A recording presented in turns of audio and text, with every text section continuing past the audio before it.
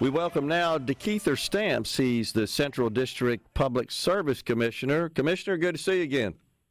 Hey, good to see you. How you doing today? Doing great. So tell us about what's going on with respect to the possible solar farm construction in Hinds County, and I guess the possibility of such throughout the district. What's going on as far as the Central District Commissioner's Office is concerned?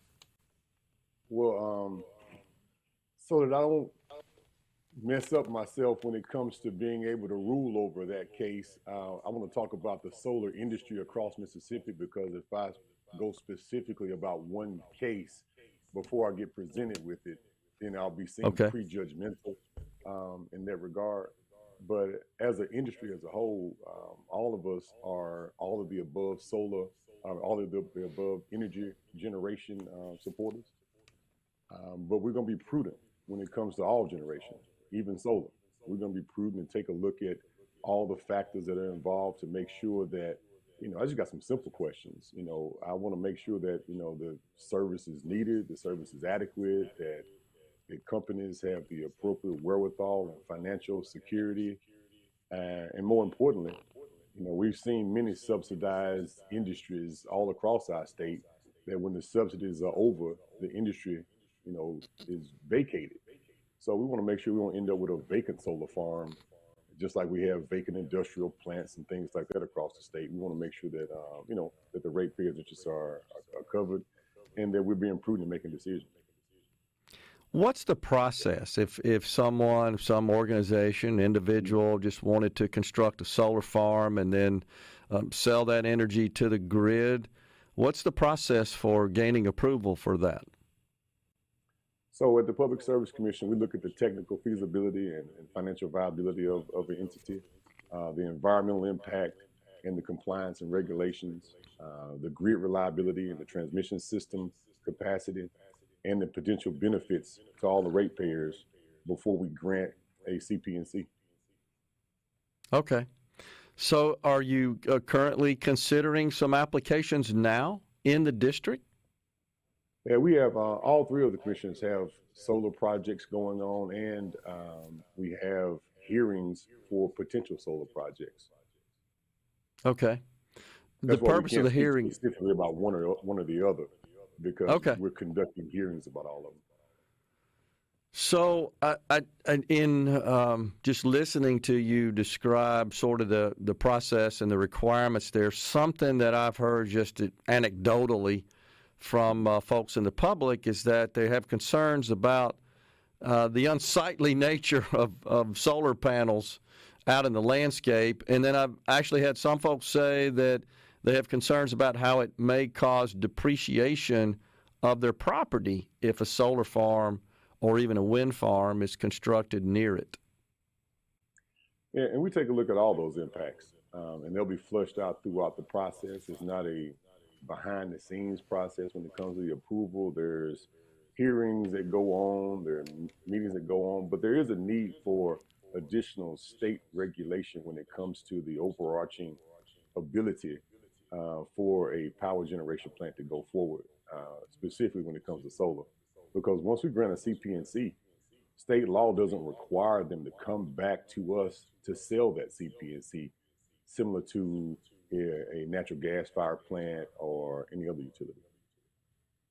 Okay, explain that. It doesn't require. So the utility companies are not required to purchase excess power if they wanted to if somebody just wanted to create a solar farm, say, I'm going to do this and I'm going to sell it to the local utility company. State law doesn't require the utility company to purchase that from them? No, one of the other big things that I see as a risk that state law doesn't allow us to do is when we grant a CP&C at our level, that company doesn't have to come back to us to sell that CP&C to an additional person. I see. So I got you. over the course of 30 years, you could end up with different leasers and different landowners. The landowner could sell his property as well. So you could end up with different people at the table that were not there in the beginning, which I believe we should work through that a lot better. Okay. Is that something you've seen occur in the state of Mississippi? that Well, scenario? people buy and sell leases, but I know that with these larger ones that we're talking about, you want to, if someone's going to purchase that entity or that lease, you want them to come back to the Public Service Commission to make sure that the person who's purchasing it has the financial background and everything that the original leaseor has. I see. In Mississippi, we do have some net metering rules, correct? Mhm. But it's not dollar for dollar net metering. Do you want to explain that? So our net metering rule isn't dollar for dollar. You receive income based on the power you produce. But when it comes to the power that's produced, um, it could be a little more robust. But I believe we just need to work with what we have right now. Okay. So it's not dollar for dollar in that the power produced that is sold to the grid, if you will, the price of that is not at the same price, I guess, that the utility company is assigning to the power it produces and sells. Correct. Yeah, so it's below market, if you will. It's somewhat at a And part of discount. that's to make up because even though that the entity is producing power and selling it back to the grid, it still Yeah, uses the grid. So yeah. it can't be a dollar for dollar because you're still using infrastructure but not paying for it. But I believe the state of Arkansas, for example, has a dollar for dollar rule. Is that correct? Yes, sir. Okay. So we fall short of that here in Mississippi. What's your position on that, Commissioner? Well, my position on it is we're going to work with the rules that are in place.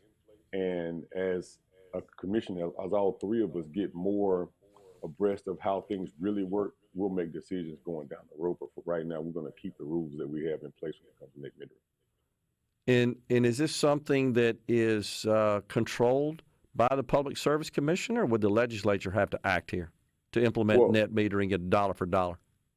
what Commissioner Brown is proposing is that we have a series of hearings for all power generation over the course of the fall so that the Public Service Commission and legislators can sit down and take a look at all these policies and hopefully shore up many of the gaps of legislation because you can't have 82 counties doing 82 different things. We need a little more robust solar policy in the state of Okay. Mississippi.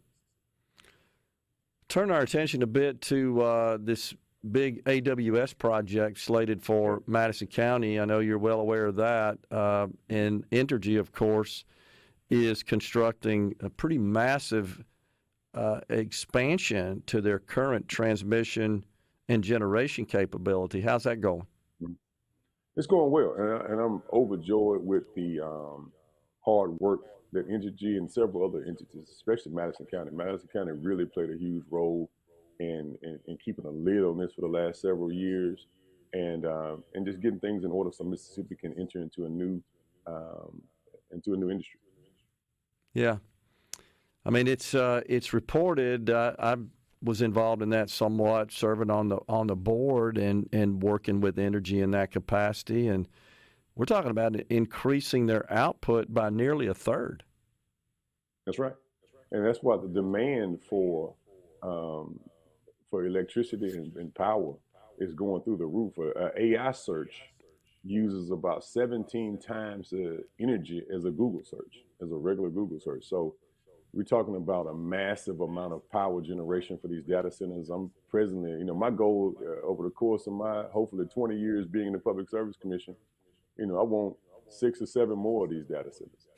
So, so we're going to have to produce a lot more power. Well, it sounds like that this would also keep you guys pretty busy as well because you're involved as a commissioner regulating these utilities.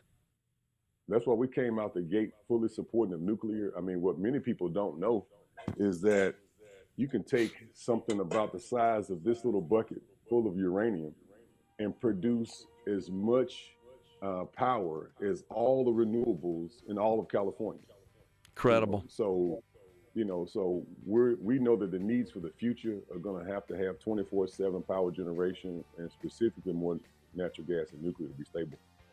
We got about 30 seconds. Do you see small modular reactors coming to Mississippi? Well, the Public Service Commission put forth a resolution supporting small modular reactors in probably our second meeting this year. Okay. I think we ought to do it, really, because I believe we're going to have more data centers. We're going to need more power, and this is the way to satisfy that demand. Commissioner, really appreciate you coming on today and sharing your thoughts on this situation. Thanks.